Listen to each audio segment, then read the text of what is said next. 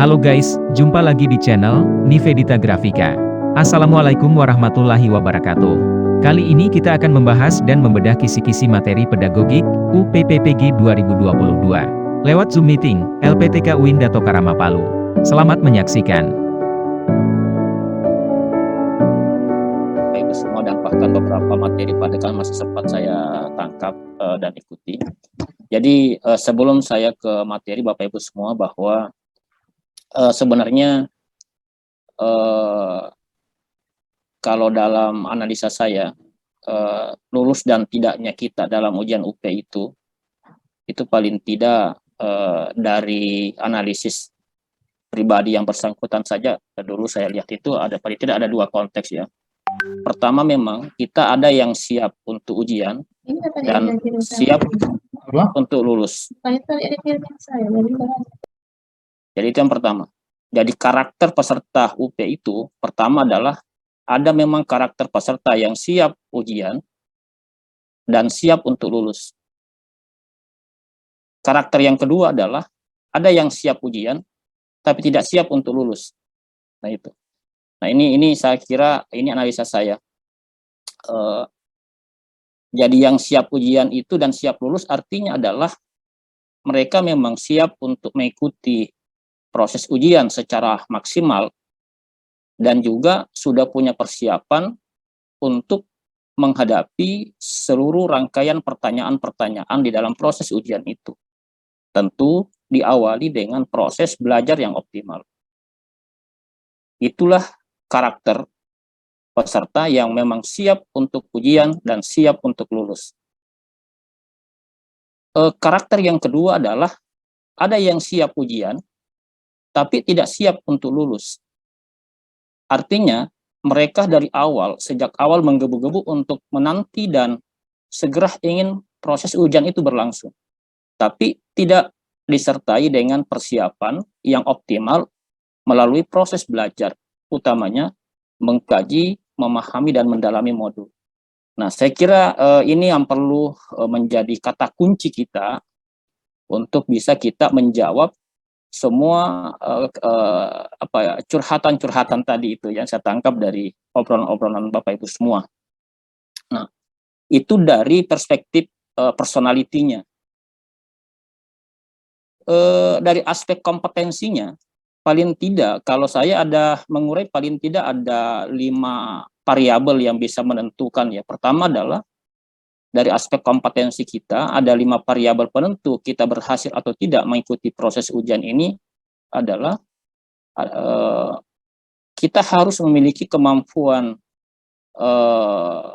penguasaan konten materi ujian dan juga punya kemampuan penguasaan teknikal IT.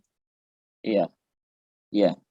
Nah, kalau kita aman di sini, punya kemampuan penguasaan di bidang konsep materi dan juga punya kemampuan minimal yang dibutuhkan untuk melakukan operasionalisasi komputer pada saat ujian, maka kita akan masuk pada titik aman pertama. Nah, yang kedua adalah ada juga dari aspek kemampuan konseptualnya dalam penguasaan materi ujiannya bagus, tapi terkadang dia gaptek gitu ya, IT-nya bermasalah. Nah, ini juga yang menjadi biasa pada variabel yang bisa menentukan kita bisa berhasil atau tidak. Nah, yang ketiga adalah ada juga memang IT ya, kemampuan penguasaan juga itu. Jadi dia sudah pemahaman penguasaan kemampuan konseptual teoretikal materi ujiannya sangat minim, kemudian juga bermasalah pada aspek penguasaan IT. Nah, ini yang paling ironi dan paling celaka dalam tanda kutip yang saya kira ya, dan mudah-mudahan kita sudah tidak masuk pada kelompok ini. Yang keempat adalah faktor variabel nasib, saya kira ya. Ya, itu saya kira. Tapi nasib itu hanya sekian persen saya kira pengaruhnya, tapi itu sangat ditentukan oleh beberapa variabel yang sebelumnya yang saya kemukakan. Kemudian juga yang kelima saya kira adalah aspek teknis ya, termasuk misalnya adalah masalah jaringan, kemudian masalah listrik yang padam tadi yang diperbincangkan. Oleh karena itu Bapak Ibu semua, saya kira ini merupakan variabel-variabel yang harus menjadi perhatian kita semua agar supaya betul-betul kita bisa optimal atau maksimal mempersiapkan diri sehingga memang kita betul-betul bersiap untuk melaksanakan proses ujian dan bersiap untuk melaksanakan proses kelulusan itu. Itu menjadi kata kunci pengantar kami sebagai refleksi yang saya tangkap dari curhatan-curhatan tadi dari tadi. Jadi sebenarnya tidak perlu kita bertanya berapa soal yang menjadi ini itu kan berapa. Yang penting adalah kita harus siap dan segalanya dalam aspek itu tadi. Nah, Bapak Ibu semua yang saya hormati dan banggakan, materi saya pada hari ini adalah dipercaya untuk membedah kisi-kisi berkaitan dengan pedagogi, ya, berkaitan dengan pedagogi. Nah, kalau aspek pedagogi paling tidak ada 5 hal yang menjadi kata kunci di situ saya kira Bapak Ibu semua. Jadi belum bergeser slide-nya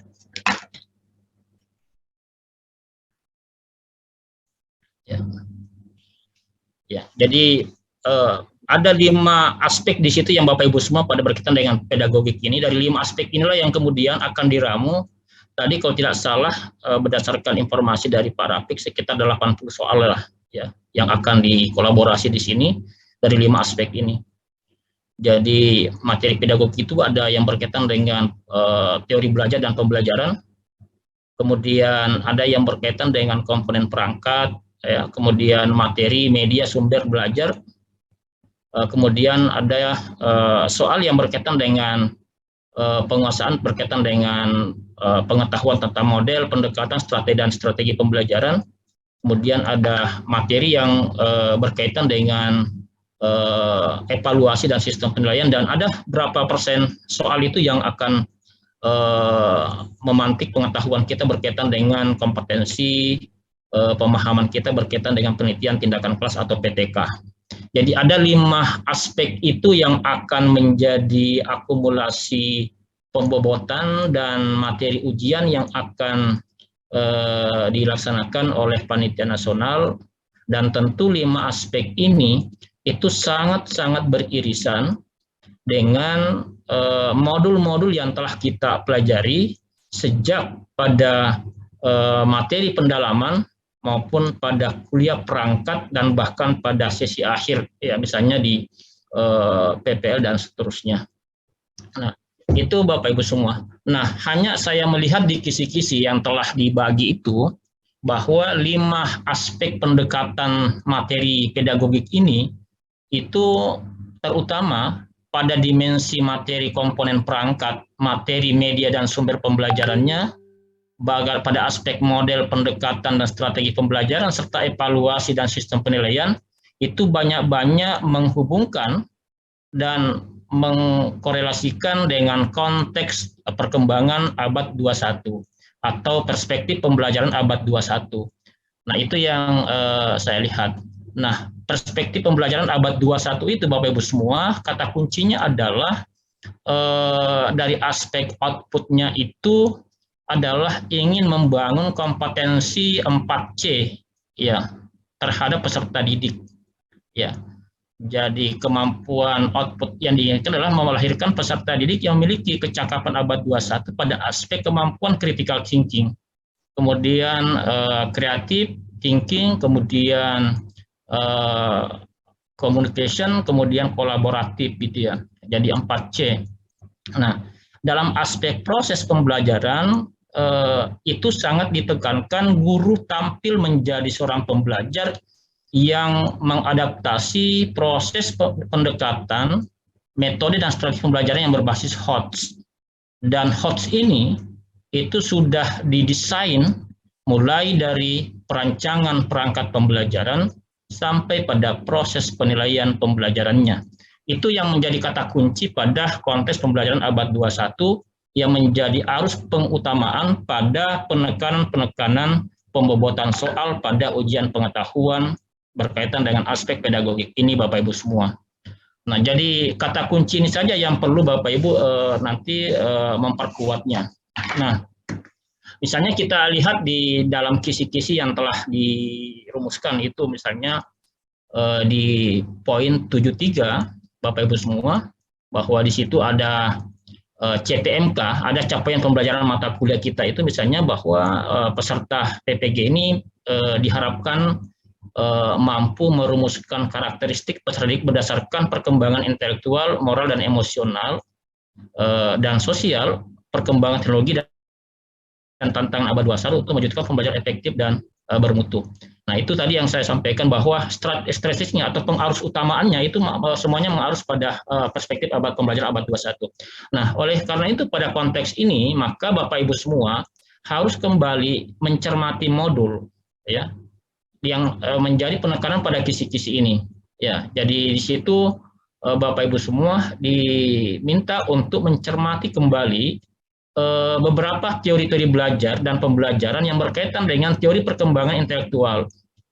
Nah, di teori perkembangan intelektual peserta didik ini, di situ ada indikator yang akan mau dilihat nanti. Nah, ini yang Bapak Ibu harus cermati. Ya, nanti konteks soalnya, konteks pertanyaan pada mengukur pengetahuan Bapak Ibu pada aspek ini adalah soal itu akan tersajikan dalam bentuk data ataupun informasi yang akan mendeskripsikan suatu kasus peserta didik yang sekisaran umur 7-17 tahun, di mana tagihannya di situ adalah sejauh mana Bapak Ibu mampu mencerna model pendekatan strategi pembelajaran apa yang tepat, yang cocok untuk peserta didik yang berumur 7-17 tahun. Nah, di sini harus memahami kok kata kuncinya. Nah, Bapak Ibu, dalam modul itu, kalau umur 7-18 tahun ini kan adalah masuk dalam teori perkembangan peserta didik itu dalam tahap operasional formal. Ya, artinya ini kan sudah, artinya anak-anak itu sudah mampu berpikir logis abstrak gitu ya. Artinya pendekatan saintifik dengan pendekatan HOTS dan perspektif abad 21 itu sudah bisa dilakukan. Nah, itu nanti yang Bapak Ibu nanti bisa cermati. Jadi, betul-betul nanti di modul diperhatikan dan harus Bapak Ibu memahami simpul pemahaman seperti apa fase perkembangan peserta didik yang umur 17 tahun. Nah, dalam perspektif teori belajar ini kan sudah masuk pada tahap operasional formal itu dalam modul. Nah, di mana peserta didik sudah dipersepsikan mampu sudah melakukan proses berpikir logis dan kritis abstrak itu. Nah, yang kedua Bapak Ibu semua adalah juga nanti melihat teori perkembangan moral. Nah, di situ di indikator Bapak Ibu semua. Jadi mempelajari kisi-kisi ini harus melihat tagihan pada indikator Bapak Ibu semua ya. Ya, bahwa pada indikator 76 itu di situ nanti soalnya di situ akan mengungkap sebuah narasi studi kasus tentang kasus tawuran pelajar misalnya, atau problem apa saja misalnya nanti di situ. Ya, ini kita tidak bisa pastikan, tapi ini bisa memprediksi, bahkan ini ada kisi ya. Jadi paling tidak bahwa nanti soalnya itu memang akan panjang-panjang berbicara tentang narasi-narasi yang sangat logis dan silogisme, mengandung unsur tesa dan antitesa yang harus betul-betul dicerna oleh Bapak Ibu semua. Tapi pada intinya yang ingin kita tangkap di situ tagihannya adalah mahasiswa itu dituntut untuk menentukan kira-kira berdasarkan teori perkembangan moral apa yang berkorelasi dengan kasus yang ditampilkan oleh soal itu. Maka kata kuncinya lagi adalah Bapak Ibu semua nanti bisa lagi melakukan brief terhadap teori belajar berkaitan dengan teori perkembangan moral itu. Nah, jadi begitu caranya dalam mempelajari kisi-kisi Bapak Ibu semua. Jadi tadi kalau ada yang meminta contoh soal, kemudian bagaimana soalnya, itu kita tidak bisa memprediksi karena soal itu bukan kami yang buat, dan soal itu tidak akan tentu dipublish, tapi kita sangat bersyukur karena diberikan beberapa kisi. Ya, artinya di kisi-kisi itu ya, tentu yang kita pahami pada setiap kisi itulah kunci-kunci tagihan apa nanti yang akan muncul menjadi tagihan jawaban yang kita dimintai di situ. Nah, begitu juga pada teori perkembangan emosional peserta didik Bapak Ibu semua. Nah, di situ di indikator 77 Bapak Ibu semua adalah soal itu nanti akan menyajikan lagi studi kasus. Jadi bayangan kita setiap narasi-narasi soal itu memang akan panjang nantinya. Tapi Bapak Ibu semua langsung mencari, kalau memang mengarah pada studi kasus, langsung fokus ke kasusnya apa dan tagihannya apa. Pertanyaan yang diminta oleh kasus itu apa yang diminta. Jadi begitu caranya. Ada tadi yang bertanya bagaimana strategi Jitu untuk menjawab soal seperti itu. Jadi soal pun itu kalau panjang tidak perlu kita juga tak selalu membaca secara runtut itu ya. Tapi kita hanya langsung fokus kalau dia menerapkan studi kasus siswa, langsung kita fokus ke apa kasusnya, seperti apa proses kasus itu, kemudian apa tagihan yang kita minta untuk menjawab. Tentu tagihannya di situ berkaitan dengan teori perkembangan emosional, maka tentu juga di situ kita harus memahami seperti apa perspektif teori-teori perkembangan peserta emosional itu berkaitan dengan kasus itu. Nah, jadi begitu caranya Bapak Ibu semua dalam mencermati kisi-kisi. Nah, begitu juga misalnya di dalam CPMK 3.3 Bapak Ibu semua. Ya, jadi di sini sudah di CPMK 3 ini adalah masih berkisah pada teori belajar tentang behavioristik, teori behavioristik di situ. Nah, di situ di teori behavioristik itu artinya Bapak Ibu mesti nanti teori ini yang harus dibaca itu sebentar malamnya. Nah, yang Bapak Ibu harus mencerna di teori behavioristik ini adalah kalau kita melihat indikator 78 itu bahwa soal itu nanti akan berkisar tentang deskripsi, tentang gaya belajar siswa. Ya, jadi mungkin nanti di situ akan ada narasi soal yang akan berbicara tentang atau mendeskripsikan tentang sebuah gaya belajar siswa dalam pembelajaran. Namun gaya belajar siswa itu tidak ditentukan nama teorinya yang pas. Nah, tapi disitulah mungkin guru nanti diminta, Bapak Ibu diminta untuk mengidentifikasi atau mendeteksi kira-kira gaya belajar siswa yang disebutkan pada soal itu kira-kira masuk pada dimensi teori behavioristik dalam pembelajaran apa dia, ya dalam teori behavior itu, ya. Nah, itu kira-kira. Makanya nanti Bapak Ibu kata kuncinya adalah di modul itu nanti dibuka dan betul-betul dicermati di situ gaya-gaya belajar. Artinya indikator atau ciri-ciri siswa yang belajar dengan gaya behavior. Ya, gaya behavior itu kan adalah gaya yang sifatnya yang tidak linear, kemudian kaku, kemudian bersifat mengandalkan hafalan, kemudian menghendaki tertib sosial yang sangat ketat. Jadi banyak contoh-contoh atau indikator-indikator perilaku pembelajar dengan gaya behavioristik itu yang Bapak Ibu bisa kuasai di dalam modul itu jadi di situ nanti yang Bapak Ibu harus jadi Bapak Ibu harus punya modal pengetahuan seperti apa kira-kira indikator-indikator gaya belajar siswa yang mencerminkan ciri-ciri belajar siswa yang behavioristik itu ya. Nah, begitu juga di indikator 79 Bapak Ibu semua ya. Nah, di situ juga di situ tagihannya adalah sama di indikator 78 tadi, bahwa nanti soal itu akan berbicara mendeskripsikan tentang kasus siswa yang memiliki gaya belajar tertentu, namun gaya belajar siswa itu adalah pasti nanti mengarah pada gaya belajar teori gaya belajar yang relevan dengan teori kognitif ya. Nah, maka nanti di modul Bapak Ibu semua membuka teori kognitif.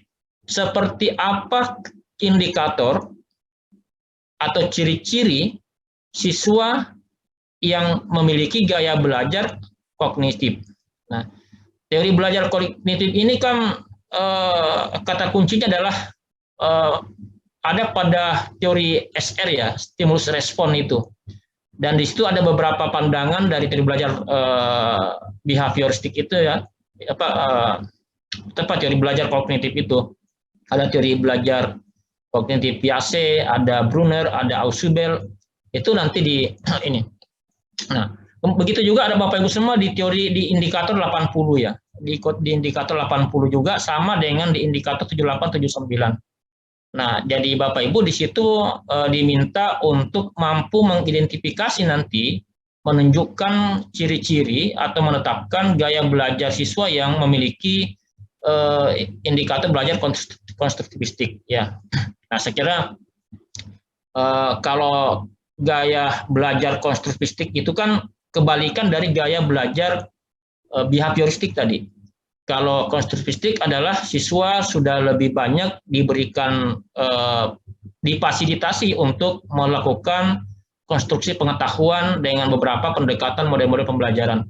Artinya siswa itu tidak dipandang sebagai siswa yang tidak memiliki pengetahuan apa-apa, tapi dipandang sebagai mahasiswa yang sudah perlu difasilitasi, punya pengetahuan dasar, difasilitasi untuk mengkonstruk pengetahuannya. Itu salah satu, makanya siswa ini pembelajaran ini sangat tidak kaku, tidak rigid dan seterusnya. Nah, artinya Bapak Ibu semua sama dengan konteks tadi saya sampaikan bahwa Bapak Ibu semua bisa mengidentifikasi ciri-ciri gaya belajar siswa yang konstruktivistik. Karena itu pasti itu nanti yang akan bisa menjadi tagihan soal itu sebagai analisisnya. Kalau memang konsisten pada kisi-kisi ini. Kemudian begitu juga pada teori belajar humanistik dan sosial Bapak Ibu ya. Jadi sama. Jadi ada 5 teori belajar yang direpresentasikan pada konteks ini, saya kira itu nanti gambaran soalnya kemungkinannya adalah tidak bertanya tentang definisi teori itu apa, misalnya teori behavioristik adalah bla bla bla, lalu ada pilihan jawaban, saya kira tidak, tapi langsung pada menggiring Bapak Ibu menganalisa sebuah kasus gaya belajar siswa, di mana gaya belajar siswa itu yang ditampilkan pada soal-soal itu sudah diminta untuk menunjukkan gaya belajar apakah dia behavioristik, apakah dia kognitif, apakah dia gaya belajar konstruktivistik, atau apakah dia gaya belajar humanistik, dan apakah dia teori belajar sosial. Nah, maka kata kunci yang harus Bapak Ibu pahami betul di sini adalah menguasai dan mengetahui ciri-ciri atau indikator-indikator perilaku gaya belajar siswa yang berciri behavioristik, yang berciri kognitif, yang berciri konstruktivistik, dan yang berciri humanistik, dan yang berciri teori belajar sosial. Nah, itu yang menjadi hal penting yang Bapak Ibu harus pahami. Ya, itu tadi yang berkaitan dengan teori belajar. Nah, kemudian selanjutnya Bapak Ibu semua adalah nanti akan ada beberapa soal itu yang akan menguji kemampuan Bapak Ibu semua berkaitan dengan pemahaman pada aspek analisis perangkat pembelajaran, yang di dalamnya yang menjadi alat ujinya itu adalah sejauh mana Bapak Ibu mampu memahami dan mampu menganalisis tentang keberadaan dan kesesuaian antara KIKD, IPK, dan KIKD dan IPK dan indikator yang menjadi tagihan itu adalah selalu digiring pada konteks ranah 4C, ya, perspektif pembelajaran abad 21. Ada kreatif, ada kritikalnya, ada komunikatifnya, dan ada kolaboratifnya. Nah, itu yang Bapak Ibu semua. Jadi itu yang saya sampaikan tadi bahwa mulai dari perangkat sampai pada aspek penilaian, semuanya itu diarus utamakan pada perspektif pembelajaran abad 21. Di mana ciri-ciri perspektif abad 21 itu adalah salah satu indikator minimalnya adalah memiliki pengarus utamaan untuk mengasah kemampuan dan pembentukan kompetensi peserta didik yang memiliki kreativitas, atau kemudian memiliki daya critical thinking, kemampuan daya berpikir kritis, kemudian komunikatif, membangun komunikasi, kemudian membangun kolaborasi atau kolaboratif gitu. Nah, artinya Bapak Ibu semua, kata kunci yang harus Bapak Ibu kuasai dan pahami betul di sini adalah bagaimana indikator atau ciri-ciri siswa yang memiliki daya kreativitas yang baik. Bagaimana ciri-ciri atau indikator peserta didik yang memiliki daya kritik yang baik. Bagaimana ciri-ciri atau indikator siswa yang memiliki kemampuan komunikasi dan kolaborasi yang baik. Itu yang perlu dipahami. Karena nanti setiap sajian-sajian soal, baik untuk mengukur KIKD maupun IPK dan indikatornya, pasti diarahkan ke situ. Nah, misalnya Bapak Ibu semua di indikator 73 misalnya kita lihat ya. Ya, di situ misalnya disajikan nanti akan deskripsi kompetensi mahasiswa dapat menganalisis rumus KIKD dalam kaitan dengan penyusunan IPK. Jadi nanti di sini paling akan menguji Bapak Ibu semua kemampuannya dalam mencermati kesesuaian antara rumusan KI, KD dengan IPK. Ya, ya. Jadi kalau saya kira Bapak Ibu tidak menjadi persoalannya. Mudah-mudahan saya kira di kuliah perangkat, di kuliah PPL dan seterusnya kami sudah digodok oleh dosen dan guru pamonnya. Saya kira di sini ya. Nah, di indikator 74 itu misalnya kita lihat, nanti di sini akan disajikan contoh IPK, indikator pencapaian kompetensi, mahasiswa dapat menentukan kriteria IPK yang bermuatan tuntutan pembayaran abad 21 serta penguatan pendidikan karakter. Nah, jadi nanti Bapak Ibu semua akan nanti menemukan soal, di situ ada contoh IPK yang dimunculkan, kemudian Bapak Ibu diminta untuk menentukan kriteria IPK-nya itu berada pada level apa.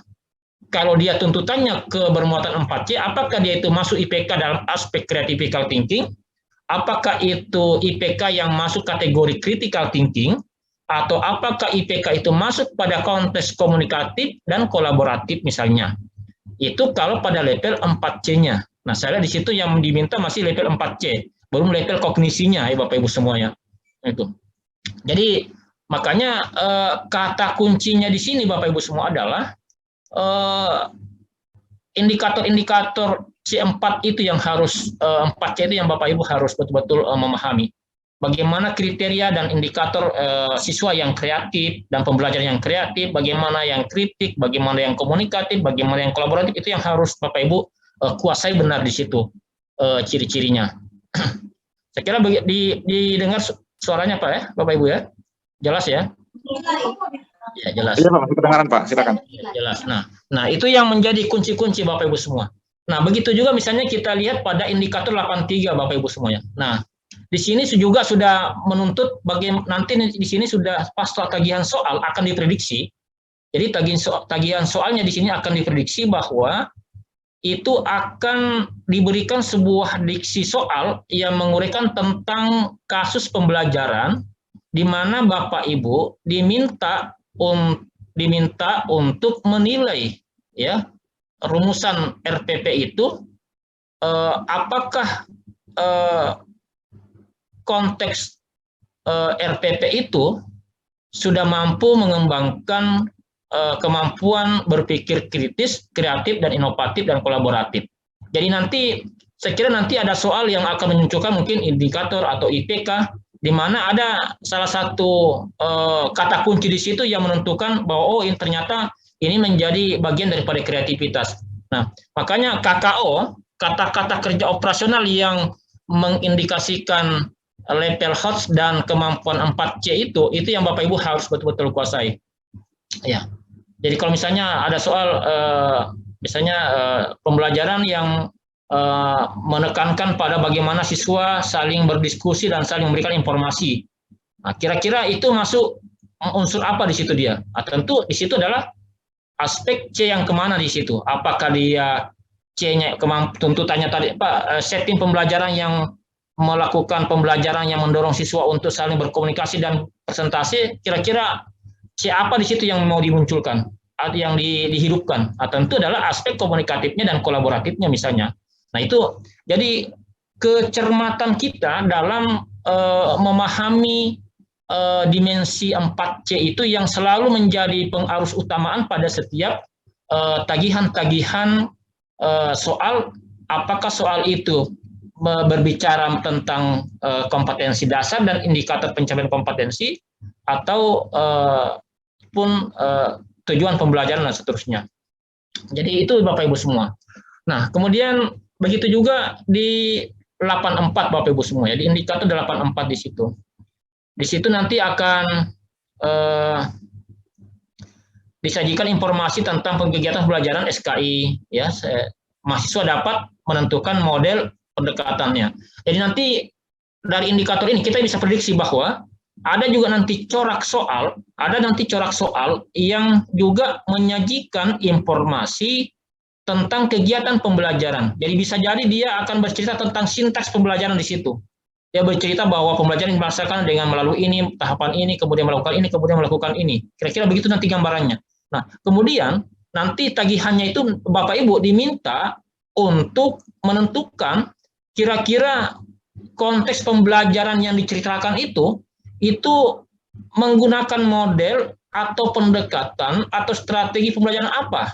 Ya, untuk pengembangan kemampuan berpikir kritis siswa. Nah, itu jadi di situ ada penekanannya.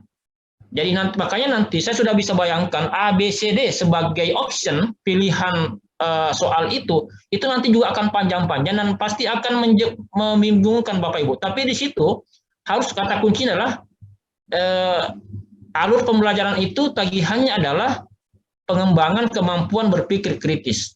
Itu. Jadi makanya 4C itu yang harus menjadi modalitas utama kita yang bisa di ini. Nah, begitu juga Bapak Ibu semua pada 86 ya. Begitu juga mahasiswa dapat menentukan model pendekatan untuk pengembangan kemampuan berpikir inovatif. Nah, kreatif. Nah, jadi itu tadi yang saya bilang Bapak Ibu semua. Jadi kata kunci untuk bisa lolos dengan normal dan dengan baik pada soal-soal seperti ini, Ibu harus punya banyak pemahaman dan pengetahuan tentang indikator atau ciri-ciri pembelajaran atau siswa yang menunjukkan pengungkapan potensi berpikir kritis siswa, berpikir kreatifnya, berpikir kolaboratifnya, inovatifnya seperti itu, Bapak Ibu semua. Jadi itu kalau itu banyak bisa di-share dan dicari lewat Habib Google saya kira ya, itu bagaimana ciri-ciri pembelajaran inovatif, yang kreatif, inovatif, sehingga ketika nanti ada cerita tentang alur pembelajaran atau ada kegiatan pembelajaran yang diceritakan di situ, kita sudah bisa ternyata model ini menghendaki terbentuknya aspek inovasi, menghendaki terbentuknya aspek kreativitas, menghendaki terbentuknya aspek berpikir kritis. Pasti kita bisa identifikasi kalau sepanjang kita bisa memahami dan membedakan mana kriteria pembelajaran yang berbasis mendorong kemampuan daya kritik, daya kreatif, daya inovatif, dan seterusnya. Itu kata kuncinya Bapak Ibu semua. Jadi itu kisi-kisinya. Jadi kalau tidak bisa memahami dan menjelaskan, membedakan secara benar tentang 4 aspek C itu, pasti Ibu akan bingung dan linglung ketika membaca soal yang panjang-panjang itu. Makanya nanti dicari kata kunci apa yang diminta di situ dan tagihan apa. Nah, selanjutnya Bapak Ibu semua, ternyata juga bukan hanya perangkat dan kemampuan analisis KIKD yang berperspektif abad 21, tapi juga adalah nanti kita akan temukan beberapa item soal itu yang akan meminta dan menagih kemampuan pengetahuan kita berkaitan dengan wawasan TPACK-nya itu ya. Ya, TPACK, kemudian pengembangan materi ajar dan pendekatan pembelajaran. Misalnya di situ di TPACK, misalnya di situ ada indikator bahwa disajikan kasus pembelajaran, mahasiswa dapat menilai pelaksanaan pembelajaran tersebut apakah telah berorientasi pada pendekatan TPACK. Nah, di situ jelas sekali Bapak Ibu semua bahwa nanti dari indikator 87 ini ketika ada soal meminta TPACK, pasti tagihannya adalah mahasiswa itu diminta untuk memberikan penilaian ya dari soal itu. Jadi nanti soalnya kalau dari indikatornya kita bisa prediksi begini, bahwa soal itu nanti akan menyajikan suatu kasus pembelajaran, menceritakan sebuah setting pembelajaran di mana di dalam cerita pembelajaran itu mahasiswa diminta untuk mengidentifikasi bahwa apakah pelaksanaan pembelajaran yang diceritakan pada soal itu sudah berorientasi pada pendekatan TPACK. Maka kata kunci yang Bapak Ibu harus pahami di sini adalah apa dan bagaimana itu sesungguhnya pembelajaran yang sudah melakukan pendekatan TPACK.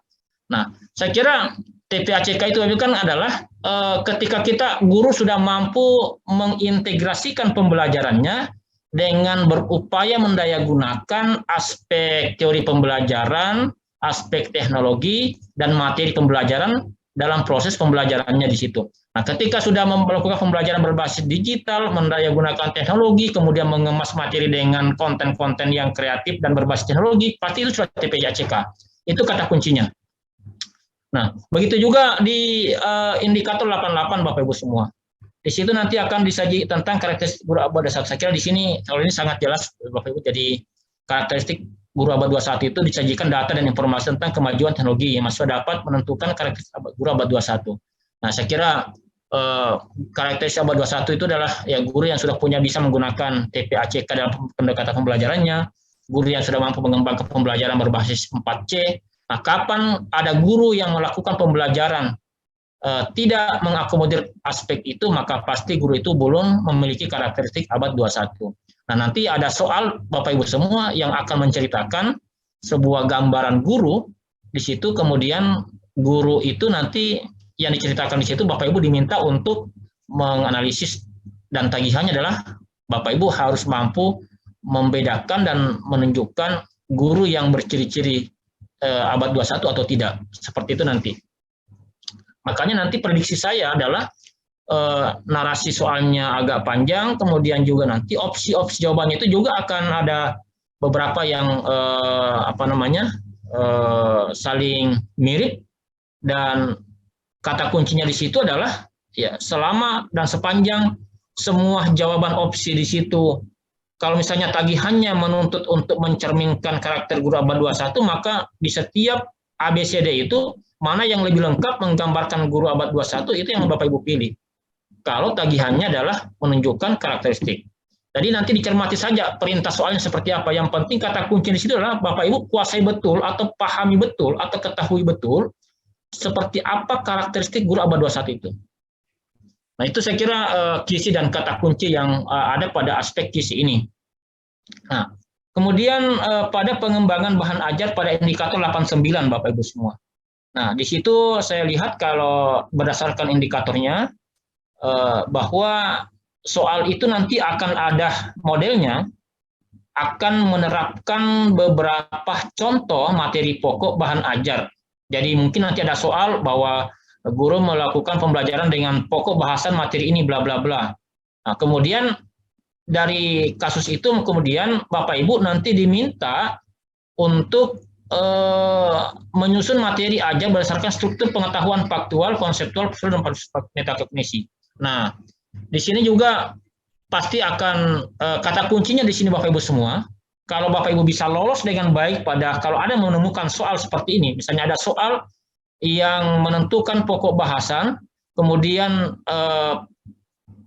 menuntut Ibu untuk mencermati dan menyusun struktur materi berdasarkan prosedur materi itu, misalnya mulai dari pengetahuan faktual, konseptual, prosedural sampai metakognisi, maka kata kuncinya di sini adalah Bapak Ibu harus memahami seperti apa itu materi faktual, seperti apa itu materi prosedural, seperti apa itu materi metakognisi dan konseptual. Nah, jadi Bapak Ibu semua, jadi pengetahuan materi itu kan memang berisi ada 4 ya, ada pengetahuan faktual, pengetahuan konseptual, pengetahuan prosedural, dan pengetahuan metakognisi. Kalau pengetahuan faktual itu kan adalah pengetahuan materi yang hanya memberikan menyajikan materi-materi yang bersifat fakta-fakta empiris, misalnya bercerita tentang sejarah gitu ya.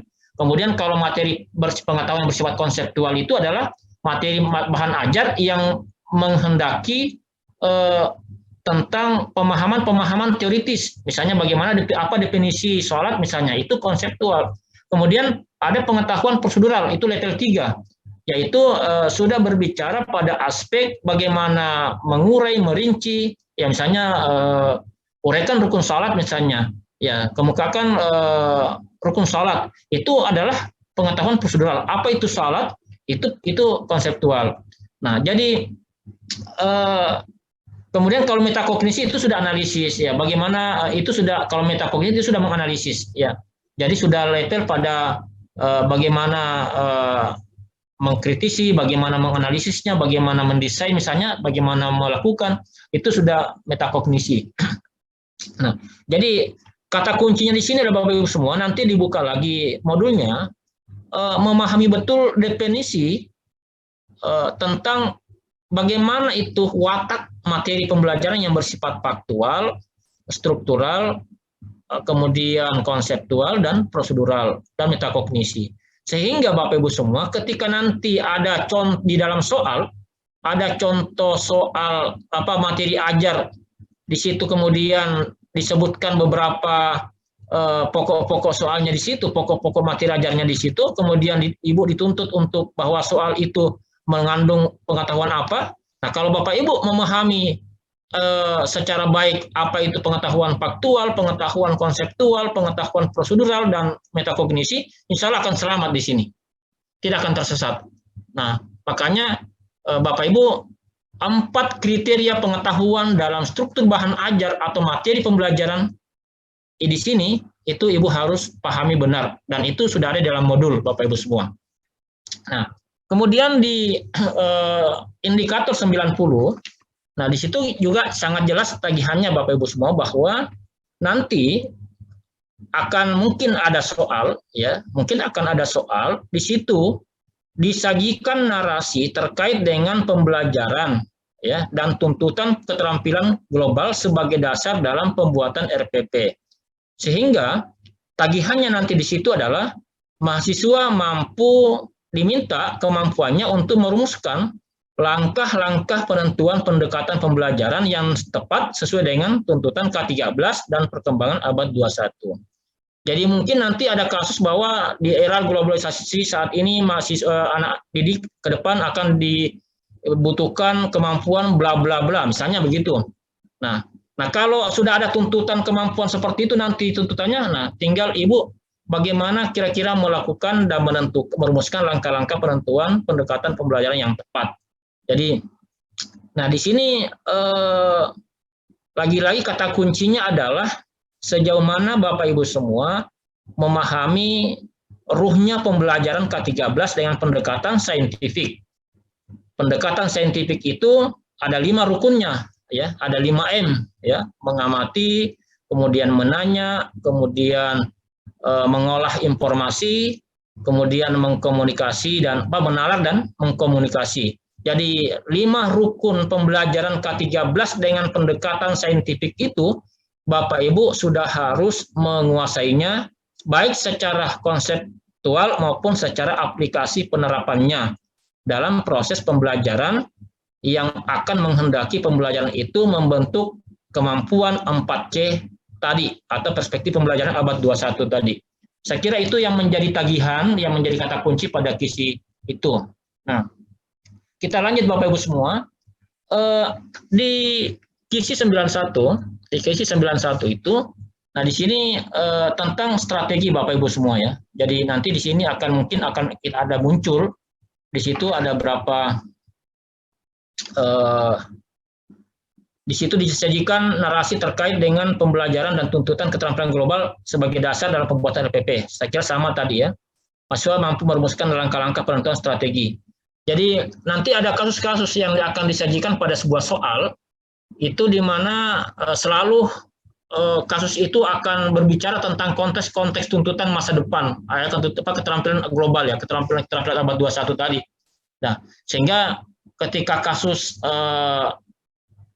pembelajaran seperti itu tentunya itu, maka nanti Bapak Ibu semua akan dimintai kemampuannya untuk menentukan strategi pembelajaran yang tepat, ya, sesuai dengan pendekatan saintifik. Tapi saya kira selama Bapak Ibu memahami kata kunci 5M dalam pendekatan saintifik pembelajaran itu, saya kira tidak akan kewalahan juga dalam memberikan penjelasan-penjelasan atau jawaban-jawaban pada aspek ini. Nah, kemudian di indikator 92 Bapak Ibu semua disajikan rumusan KI, KD, dan IPK. Mahasiswa dapat mampu menentukan sumber belajar konvensional dan berbasis IT yang relevan. Nah, dari sini nanti saya kira Bapak Ibu semua dari indikator ini bisa kita prediksi bahwa akan nanti mungkin juga akan muncul satu soal di mana soal itu akan memunculkan KI, KD, dan IPK. Jadi mungkin ada memungkinkan bahwa ada pembelajaran KI-nya seperti ini, KD-nya dan IPK-nya begini. Kemudian KI, KD, dan IPK yang dimunculkan dalam narasi soal itu Bapak Ibu diminta untuk menentukan sumber belajar apa yang tepat. Sumber belajar apa yang relevan. Nah, saya kira kalau ini sederhana saja, saya kira Bapak Ibu. Makanya saya kira kalau ini sederhana saja. Jadi yang penting Bapak Ibu bisa betul-betul memahami karakteristik sumber belajarnya dengan ICT-nya tadi. Saya kira ini tidak selalu susah kalau poin 92 ini. Nah, Kemudian begitu juga di 93 Bapak Ibu semua.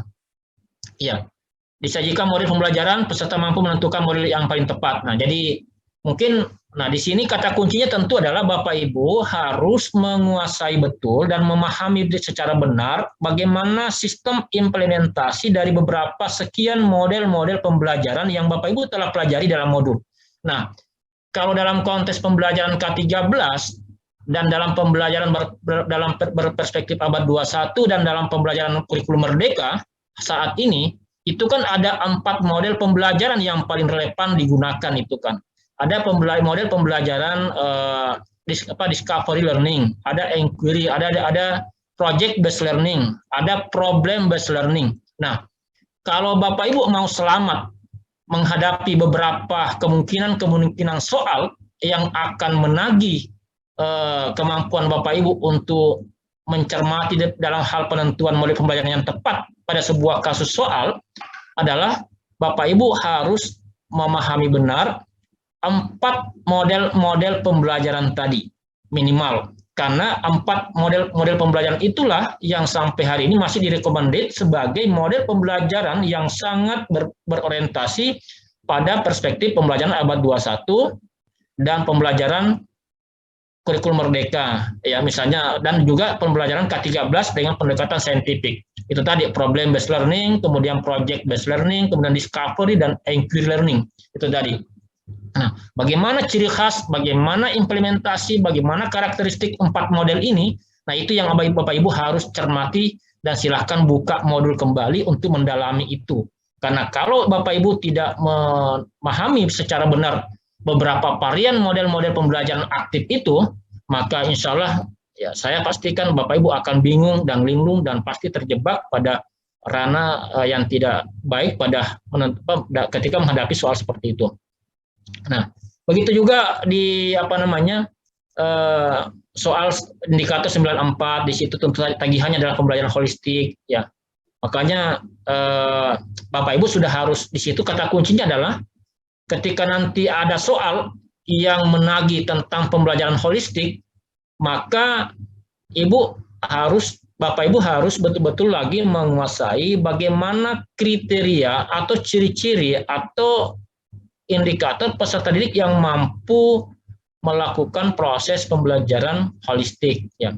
Ya, kemudian begitu juga pembelajaran kontekstual dan futuristik dan pembelajaran berbasis TIK. Jadi saya kira sama semua Bapak Ibu dari tadi. Jadi kata kuncinya di situ adalah kalau di pembelajaran kontekstual itu nanti kita akan prediksi akan disajikan sebuah konsep pembelajaran kontekstual ya. Kemudian peserta didik mampu membedakan konsep keduanya. Jadi Bapak Ibu harus mampu membedakan antara pembelajaran kontekstual dengan futuristik. Jadi pembelajaran kontekstual itu kan pembelajaran yang mampu mengadaptasi dengan konteks pengalaman sosial masyarakat anak itu ya. Jadi konteks sesuai dengan konteksnya, sesuai dengan realitasnya. Kalau pembelajaran futuristik itu adalah pembelajaran yang berorientasi untuk masa depan. Jadi pembelajaran itu diarahkan untuk menjadi modalitas pengembangan masa depan anak.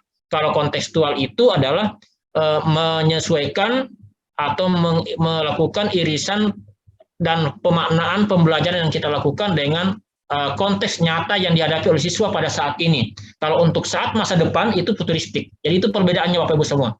Jadi kapan nanti ada soal yang menceritakan pembelajaran yang akan menyesuaikan dengan konteks realitas sosial masyarakat di mana anak itu belajar dengan hubungannya dengan materi yang diajarkan, berarti itu kontekstual. Tapi kalau materi itu sudah menghubungkan dan mengiriskan dengan konteks masa depan anak, maka itu sudah futuristik. Jadi di situ perbedaannya antara pembelajaran kontekstual dengan pembelajaran futuristik. Nah itu perbedaannya keduanya harus Bapak Ibu kuasai. Karena di situ saya lihat kisi-kisinya adalah bahwa nanti akan disajikan sebuah konsep pembelajaran kontekstual dan futuristik. Nah Bapak Ibu nanti diminta membedakan konsep keduanya. Jadi itu ciri-cirinya. Kalau materi itu disesuaikan dengan konteks nyata siswa hari ini dalam kehidupannya itu kontekstual.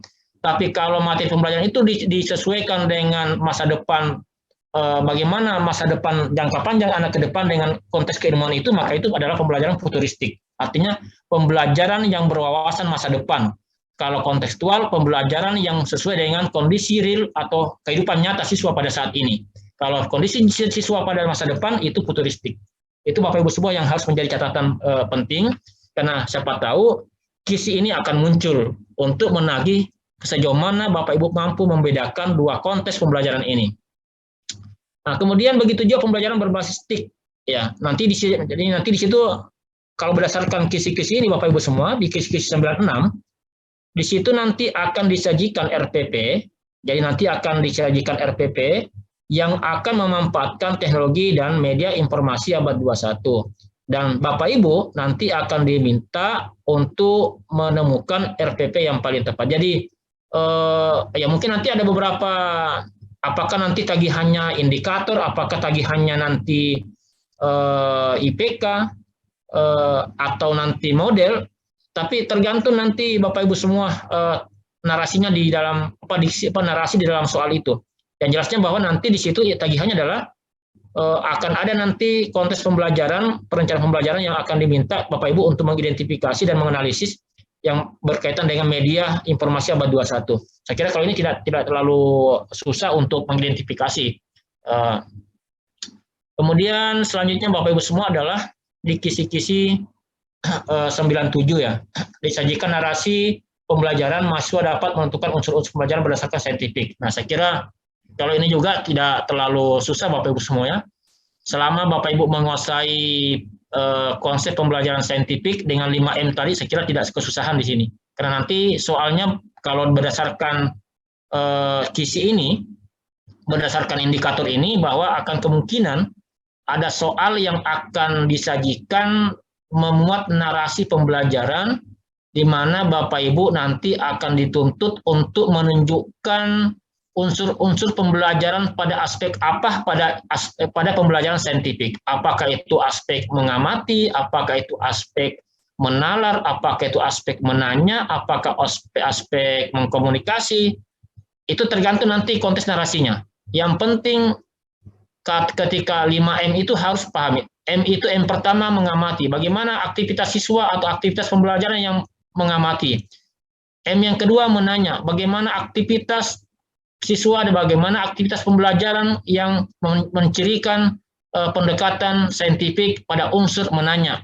Bagaimana aktivitas siswa, bagaimana aktivitas pembelajaran, dan bagaimana aktivitas saintifik yang menunjukkan kriteria mengolah informasi misalnya, mencari informasi. Begitu juga mengkomunikasi dan begitu juga mengasosiasi atau menalar. Jadi di situ kata kuncinya, 5M itu harus Bapak Ibu kuasai. Nah, ketika ada nanti tagihan untuk menunjukkan ciri-ciri salah satu 5M itu saya kira tidak kesalahan Bapak Ibu untuk menjawab. Karena sudah menguasai kunci 5M-nya pada pendekatan saintifik pada pembelajaran K13. Nah, kemudian Bapak Ibu semua begitu juga pada 98, kemudian 99 juga begitu.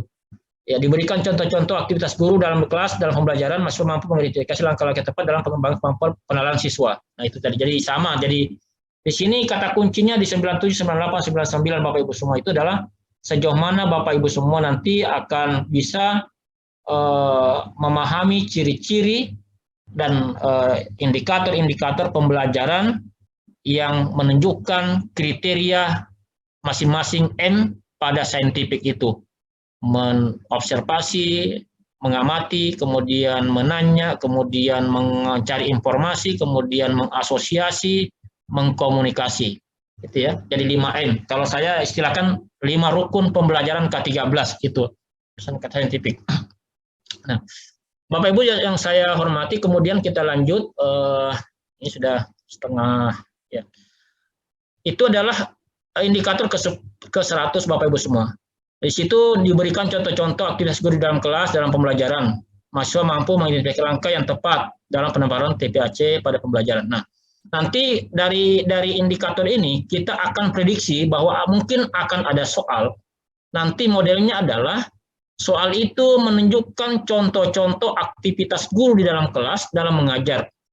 Nah, tagihannya adalah Bapak Ibu diminta untuk mengidentifikasi langkah pembelajaran yang tepat ya, yang dilakukan guru seperti apa ya dalam penerapan TPAC. Jadi seperti itu. Nah, kemudian juga 101 diberikan contoh-contoh aktivitas guru di dalam kelas, dalam pembelajaran masih mampu mengidentifikasi langkah-langkah dalam pembelajaran. Jadi sama saja saya kira yang lain tadi ya. Kita percepat langkah semua. Kemudian konsep penilaian pembelajaran ini. Nah, di sini juga saya kira Bapak Ibu semua, di indikator 102 itu disajikan deskripsi tentang konsep dasar pengukuran mahasiswa dan pengambil kesimpulan. Jadi kata kuncinya di sini adalah Bapak Ibu semua harus memahami betul konsep penilaian pembelajaran. Ya, jadi konsep evaluasi dan penilaiannya, penilaian otentik, kemudian penilaian berbasis HOTS-nya seperti apa. Nah, Bapak Ibu semua, saya simpulkan saja bahwa IPK maupun konteks penilaian yang berbasis HOTS itu ketika sepanjang Bapak Ibu menggunakan level kognisi ke 4, 5, 6. Ya, jadi kalau misalnya indikatornya dan IPK-nya hanya menuntut menjelaskan, menerangkan, mengingat atau menyebutkan, nah, itu masih lots ya, masih masih rendah. Tapi kalau sudah mampu menganalisis, mampu menguraikan, mampu menjelaskan, mampu mengkreasi, nah itu sudah. Jadi KKO pada level C4, 5, 6 itu yang Bapak Ibu harus kuasai. Karena di situ bermainnya. Kapan berbicara masalah HOTS pasti tidak terlepas dari bagaimana kita membangun rumusan IPK, membangun rumusan indikator, pencapaian kompetensi, dan membangun soal-soal yang berkaitan dengan HOTS tadi itu. Jadi kalau HOTS itu adalah sejauh mana Bapak Ibu mampu memahami betul penggunaan KKO, kata kerja operasional masing-masing untuk level C4, C5, dan C6. Nah, itu semuanya sudah ada pada pada modul itu. Kemudian juga program pembelajaran pengayaan remedial, saya kira ini tidak ada masalah Bapak Ibu semua. Jadi konsep-konsep remedial dan pembelajaran itu juga penting. Kemudian yang terakhir adalah masalah PTK Bapak Ibu semua. Nah, nanti di PTK juga itu akan nanti ada beberapa soal mungkin yang akan muncul berkaitan dengan masalah PTK.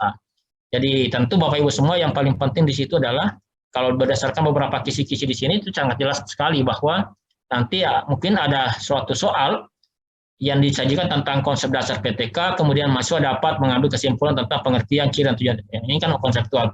Kemudian nanti ada beberapa deskripsi tentang masalah pembelajaran, mahasiswa dapat menentukan tindakan solusi yang sesuai dengan PTK. Jadi ada kasus-kasus nanti yang akan mungkin dinarasikan di dalam soal, kemudian Bapak Ibu nanti mungkin akan diminta, apakah itu diminta menentukan apa tindakan solusinya, atau mungkin Bapak Ibu diminta bagaimana langkah-langkah penelitian PTK-nya, siklusnya, mungkin juga bagaimana tentang langkah-langkah PTK yang sistematik yang akan Bapak Ibu kembangkan, pasti itu nanti tagihannya.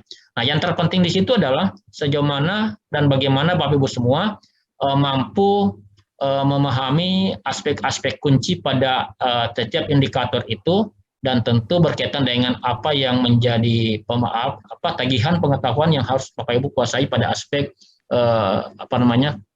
setiap item yang menjadi subjek soal pada UP nanti. Nah, saya kira itu Bapak Ibu semua.